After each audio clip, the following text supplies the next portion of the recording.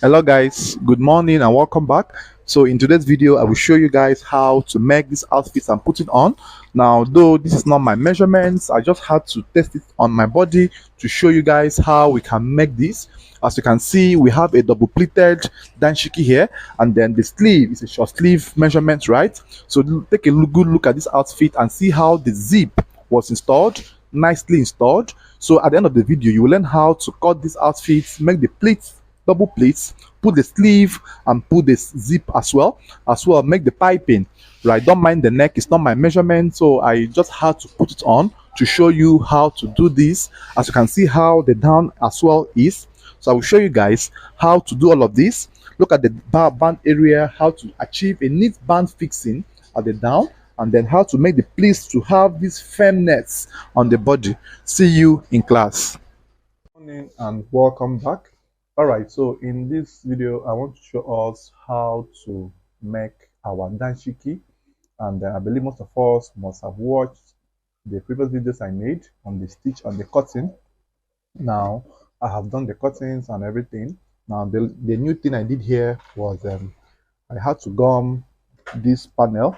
I had to gum the front panel area. I gum this section. Now the reason is to make me the elbow to fix my flap or my zip, however be the case. But in this case, I am going to fix a white zip at the center, right? Now in my next videos I'll be making, I will show us how to do the shoulder zip, but that will not have the pleats at the sides. It will just be a plain danshiki with shoulder zip. I will show us how to go about that. Now this one is going to have zip here. Now if you are going to make flap, you still proceed with your normal flap fixing at the center, but I want to have a zip at the center of my danshiki for this particular danshiki, right? And then I had to gum 1 inch or thereabouts at the neck circumference this way. It just enable the piping to relax properly, right? Because if you don't gum, if you after piping, the fabric will be squeezing. So you just have to lay 1 inch thereabout gum right around this, or half an inch, however be the case. Then the next thing I did here as well was I had to place this fabric on fold in this form. After doing that, I had to open it up from the back panel. From the back panel, I had to trim half an inch. I did this trimming before I did my gumming, right? I had to trim the back neck half an inch this way so that the back neck will be a bit lower this way. I trimmed it half an inch this way, and then make sure I did not encroach on the width. I ended it at the exact end where the front neck started from, right? Just come down by half an inch and then trim it off. Then after that, the next thing I did here was I held the fabric in this form. I held it in this form. I now folded them into two equal parts this way. I folded. I made sure that the pleats are corresponding. Then I now determined the shoulder of my customer and the sleeve length. So the shoulder of my customer I have is a shoulder measurement of 19 thereabout. So I measure from here. 19 is 9.5 this way, and then the sleeve length I want to have is a sleeve length of 9 inches. So I have it to be 7.5. So at this point, I now saw that it was a bit shorter than what I wanted, possibly because of the pleats. It took more of the measurement, right? But still there's no problem. I now determined that I will put an extension of turnup here. So I had to, I think it was lesser than 1 inch. I had to trim off, let's say, a certain inch here for me to have this curve. Then what I did next was I held this properly. I held the sleeve properly this way. So I determined the armhole depth, which I measured from here to have 13 inches, right? Now I did 13 inches because I am still going to close by 1 inch, left with 12, depending on how wide you want the armhole to be. All these things are your own determination. After I did that, the next I did was I trimmed off this area. I gave a curving nature here. Now before you do the curving, you make sure you must have cross-checked the chest measurement of your customer to make sure that the chest is aligning properly inside this and have your allowances inside. And then at the down area as well, you make sure that you have the hip covered, and you come in an A-line form this way if your customer hips and chest the difference is much. But if the hip and chest are in line, this will give you enough ease. And make sure that you don't give the person a too fitted outfit, because the danshiki is meant to be a free outfit, right? Then the chest was 46 thereabout. I have it to be at 54, so extra inch there. Then this covered the hip area as well. Then I told us that this danshiki must have band at the down area. Now this band is to help you seal these pleats properly. So I measured the front panels from here to the end here is 27 and a half, right? That's 28, right? So I just had to cut a strand of this. I measured it this way. That's 28. I make sure it's a bit wide, longer than that. Then I cut the strand. Now this strand would be placed in front this way. It'll be placed in front this way. Then stitch the only front panel and then turn it down so that it can conceal these loops, these pleats. But before the pleats, make sure that the pleats are facing left hand side and right hand side respectively. None should face inwards so that you don't change the pleating positions. Then make sure that you match the center folding with the center panel this way, and then you stitch the front and then turn it down the other way around. Now do the same thing for the back, right? I had to bring it, I made it two. The same thing for the back. I have another band here. Then for the back as well with the same measurements, right? Then you stitch from here as well, all through this way, and then you turn it down as well. That's for the band for the front and the back. You are done with this. Now the next you will do as well is to stitch the sleeve. Now I also measured the sleeve positions from that opening I had, from the 13 inches opening. I also measured that place this way. I make sure that the band is long enough to go all through this way. Make sure you place from the front and then stitch across all through, and then you turn over this way. And then by so doing, the sleeve has been extended to the actual length. And then I will now do all of these things and show you how to lock the sides. All right, so now I have sewn or attached the turn-ups for the sleeve, right? And then the down area. Now these turn-ups were made on fold, right? It was double folded and then use hemming gum. I use hemming gum to hem. I laid hemming gum each. So if you have, let's say, 3 inches turn-up or whatever length you want to have, so it's going to be, I have it to be 4.5. That's 9 inches. Then I laid 4 strands on it and then gum so that it will not have air at the hem area, and then as well the sleeve area as well. So once you are done doing this, now I knew why I just had to show you all these processes. It's for you not to be confused when making yours. Now the next thing you will do now is to fix the zip or your flap. Now I decided to use zip at the center of the outfit.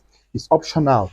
You can decide to use flap or whatever you want to use, or a normal free neck, but I want to use zip for this particular danshiki with the hard pleats. So once you are done doing this, so this is how it will look like. Now to fix your zip, you bring the desired color of your zip, and then you make sure you must have ironed the center panel properly. Then after the ironing, the next you will do now is to determine the extent of the zip opening. So the extent I want to have is a length of let's say a length of 11 is okay for me. Now this is the white zip I will use, right? So I want to have a zip length of 11 inches or 10 and a half or 10 depending, but it must exceed 6 inches to enable your customer put his head inside, right? Then this zip, because of the fact that we are going to pipe, I will fix this zip first before I pipe. Now the piping will serve as the zip stopper or zip stop at the edge of the zip here. So I am going to face this zip the other way around, this way. You know, this zip is meant to stay here, but I will turn it down this way. Then that length I want to have, let's say 10 inches length, is where I will stitch from. So you make sure you balance your material. At this point it will be heavy, so you just have to balance your material properly and then measure 10 inches or 11, however be the case. So I have it to be at 11. So I am going to stitch. Now this stitching I'm stitching is going to be at the exact edge, the width of the teeth of the zip, right? Don't stitch on the border of the zip. Stitch only across this zip teeth. So I will make sure that this zip teeth is positioned at the center of the panel, right, at point 11 from the neck depth, point 11, that way. Then I am stitching only across the exact teeth of this zip. Don't exceed to the body, right? So just stitch at exact edge of this zip. So once you are done doing that, you're okay with this. So you cut your threads this way. You cut your threads properly this way. Now make sure it's properly done, and then you slit the center panel. Make sure that where you're fixing this must be on the panel that you gummed and not at the back. So I am now slitting the center piece this way. So slit the center piece this way. Slit the center piece all through this way. And then when you get to 1/2 inch before the place you did the stitching, you give that place a V notch to end at exact point where the thread ended. Very important. At exact end. Then after this, you now push the zip backwards. It enters underneath this way, and then you make sure that edge is properly taken care of. Then this is how it will come out. Then the next you will do is to change to your invisible zipper foot, right? One of the panels, they have the right and the left panel of this, left and right leg. So you take whichever one you can lay your hands on. Remove your machine foot, put the invisible zipper foot, and then you stitch. You use it to lock the zip properly. It's so easy to use, right? Then after you must have changed to that footer, what you do next now is to hold this zip from the inside. Hold it from inside this way. Make sure that this edge, the down part, is properly arranged. Hold it from here, and then you stitch. You can stitch the other one first, the other panel first, to be sure of the progress. So make sure it's properly held. So arrange it properly this way, and then you are stitching from here. Don't allow any rumples to appear at the down part. Then stitch from the beginning. Stitch from here. Stitch from here. The stitching must be very close to the teeth of the zip. Very close, right? Then once you pin, you also cross check the length. So make sure that there's no rumples coming out at the back down. Then stitch here properly this way. Then stitch all through this way, and then once you get to this edge, you stitch there properly, and then you can cross check what you have sewn to be sure before you stitch the second side. Then you can just cross check it by opening it up this way. Look at how it's tightly fixed, right? And then the next you will do is to also do the same thing from this other side.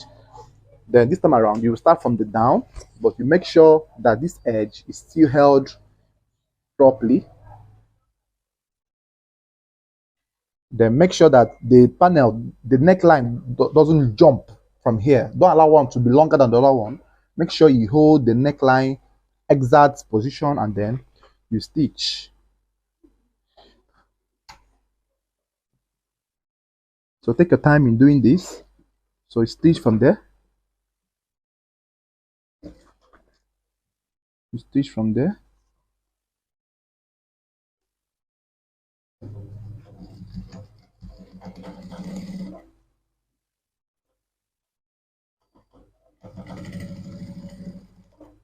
So stitch all through that way.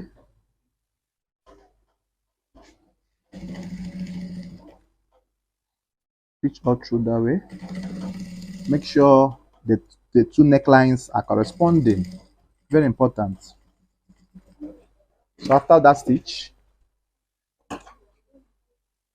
This is how you cut your threads, and then let's look at what we have done.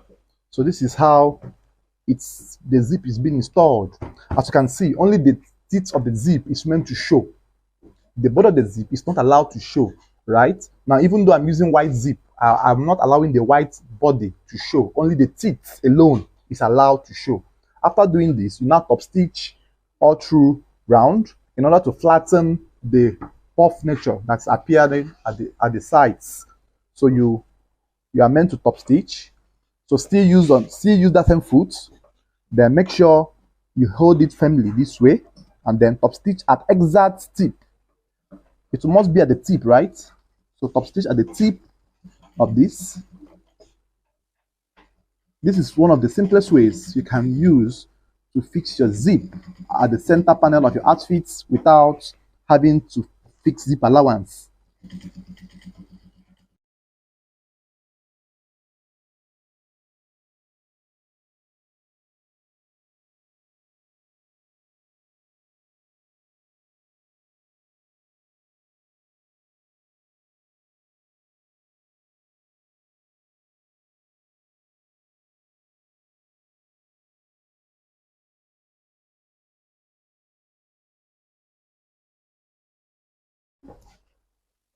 Stitch all through again.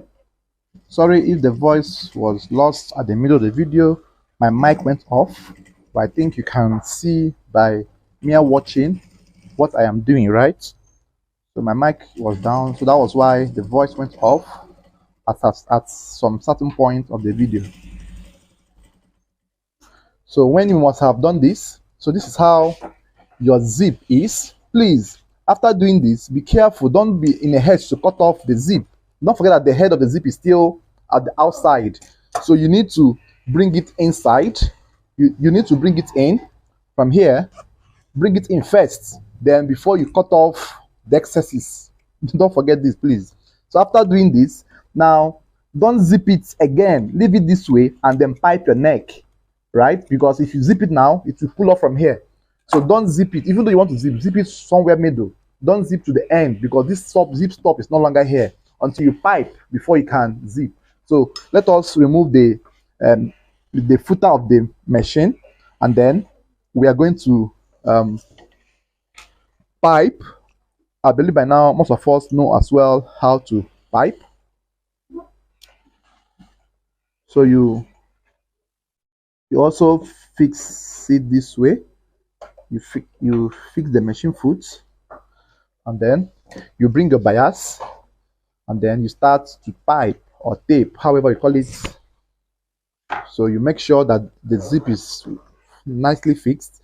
Then you start to tape from here. Now in doing the taping, now in most cases you might be tempted to put the pipe in this way.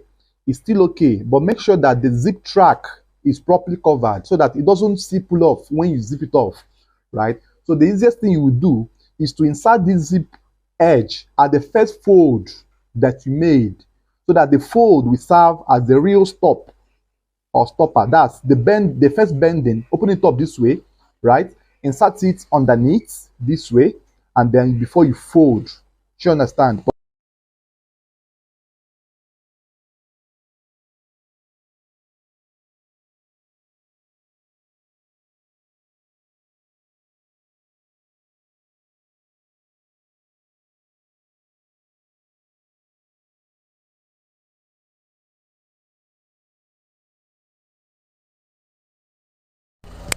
Will be in this form, and then it will pull off. So just insert it underneath this way, and then you make sure it's properly guided, and then you stitch. So I will do the piping and show you the results. All right, so now getting to the end of the piping. So you still cut 1/2 inch or 3/4 inch away from the end of the zip bar, then fold in this form, and then still insert the zip at the first fold and not at the middle fold in this way. So that the zip will have a proper stop at this edge, right? Then you stitch. Please, you must do yours this way so that you can achieve the same results. So look at how neatly folded it is. then top stitch the zip, the piping at the top end, and then still top stitch at the middle. Depends on your choice, but two double stitch is enough. So top stitch from here as well. It helps to relax the piping very well. And then make sure when top stitching you straighten the piping in this form. Top stitch all along. So I don't know if the voice is speaking at this point because I have to charge my mic. So you just have to go all through this way, go all through that way, go all through this way, and then the next you will do is to top stitch the middle, which is optional, but then I think it's okay, you can still do it in order to reinforce the piping to relax. So you top stitch the middle, just placing your machine foot at the midpoint, and then top stitch.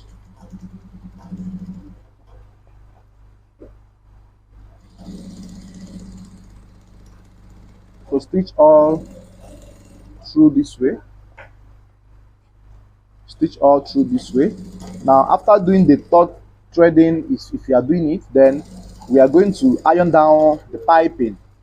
So let's go to the table and iron, which I believe most of us must as well know how to do this. So for you to iron your piping, please don't use your direct face of the iron to place on the piping.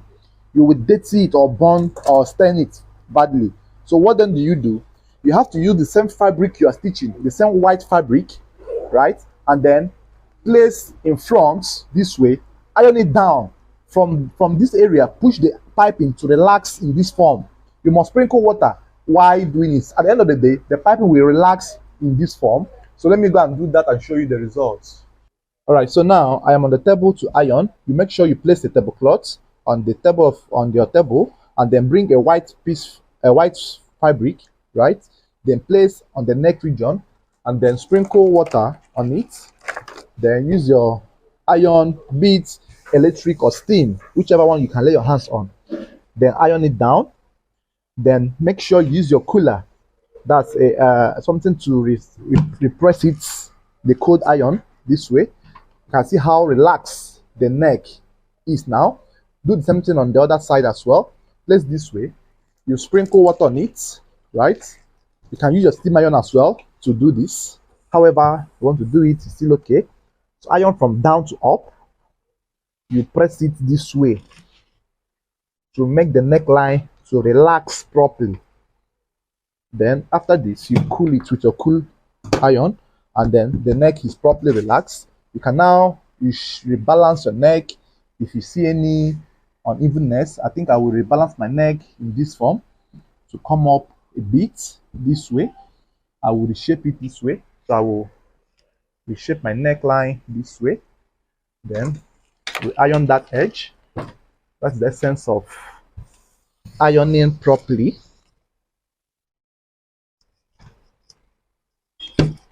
Cool it this way, and then this is okay for me. So I will just reshape here as well, making sure that everything is properly taken note of, right? Then place your material in that form, and then you iron. Make sure it's properly positioned. You iron nicely, and then once you have ironed all through that way, now the next thing left is to stitch, is to lock the sides.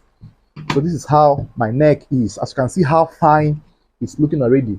So the next you will do now is to also iron the zip points. If you notice any unbalanced nature, you can just iron the zip points. Make sure you also place fabrics or white fabric. Not use colored material if you're sewing white. It might stain or drop color. So make sure you use the same material you are stitching, or white lining or cotton. It's better on cotton. Then you iron all through this way. So this is how you will do it. Then at this point, you can now cut off the excess zip at this edge. Cut off the excess zip this way, and then you weave the joinings, the turn-up joinings. Weave all of them before you lock the body. As you can see how the front neckline is properly balanced. Then the next you will do is to make sure that the center sleeve and the neckline are corresponding. Make sure that the center sleeve and the neckline are corresponding properly this way, and then you reinforce some little iron in here. It helps. It helps. Press it properly this way, and then also iron here as well. Iron out this area as well. Iron out this area as well. Make sure it's properly ironed out. The sleeve joining right, both the front and the back. So this is part of the finishing touches that you'll be doing while sewing. If you want to have a neat stitching, you must undergo these processes before you can boast of achieving a perfect stitch or sewing. Then you also do the same thing on this other side as well. So you make sure you place fabrics on top, you iron down, iron out properly, iron out properly, iron all through this way. After this ironing as well, you also push it over to the back this way. You also iron. So after the ironing, we will now go over to the closure, but I will weave before I close the sides. Let me weave and come back and show you the closing section. All right, so now I have marked my measurements, so I want to show you how it was done. Now the first thing I did is the main thing here is you need to use extra measurements in doing this. Now the round sleeve of the customer, so the round sleeve of the customer is 7/16, that's 8, right? Now because of the nature of how free I want this to be, I used extra 2, that's 10, right? So I marked at 10 here. I marked at 10. Now the next as well, the chest I have is a chest line of 47 or 46. So I used the 48, that's 12, right? So I made the measurement to be a bit bigger than the actual chest measurements. So now you have gotten that. So the next you will do now is to connect this. So connect from this point, connect from that point, and then go all through to the chest. Now make sure that you don't connect this in a curvy form. You must go in a slopey form from the point of your round sleeve measurement connection to the point where you marked your chest, and it was marked at exact point where the armhole ended. Then make sure this is held together this way, and then you connect all through from there this way, and then connect to the chest region.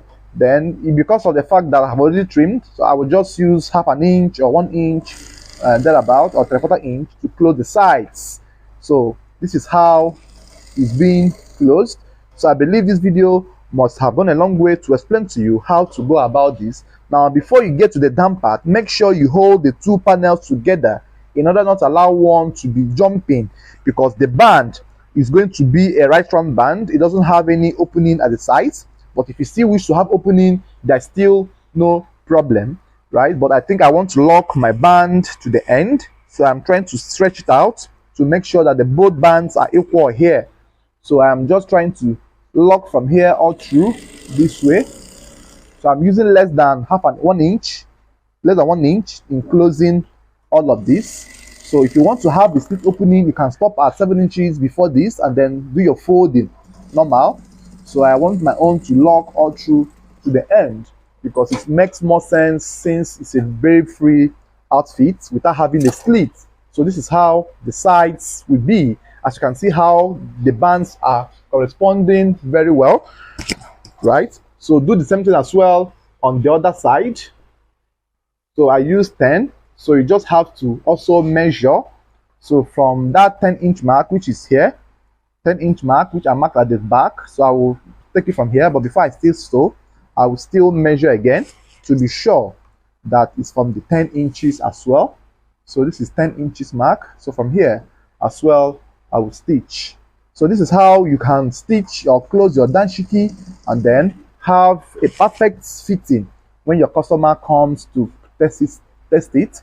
Please don't forget to subscribe to my YouTube channel. Now invite your friends, comment, tell me how useful this video has been to you, and then share to your friends, your social media handles, and let them know that this is one of the channels that you can get a perfect knowledge from on how to make male outfits. So don't forget to give me a thumbs up on this video, and then give me your comments to know where I need to focus more attention on in terms of explanation. If there's any confusion, ask your questions and I'll reply in the comment section. Thank you guys for watching, and I believe you must have learned a lot from this video. Do well to send me your samples when you make them with my number or to my social media handles, which is linked to this YouTube channel. Go to the about of the channel, you'll see my social media handle links. Click and follow me on Instagram as well, and then make sure you get updated whenever I make new videos. Thank you guys for watching. At this end, you can now trim off the excesses here and then go and weave all through, and then you are done fixing this. You can decide as well to put side pockets at the side, so you can still bring it out this way, and then you can decide to put side pockets at this edge if you so wish.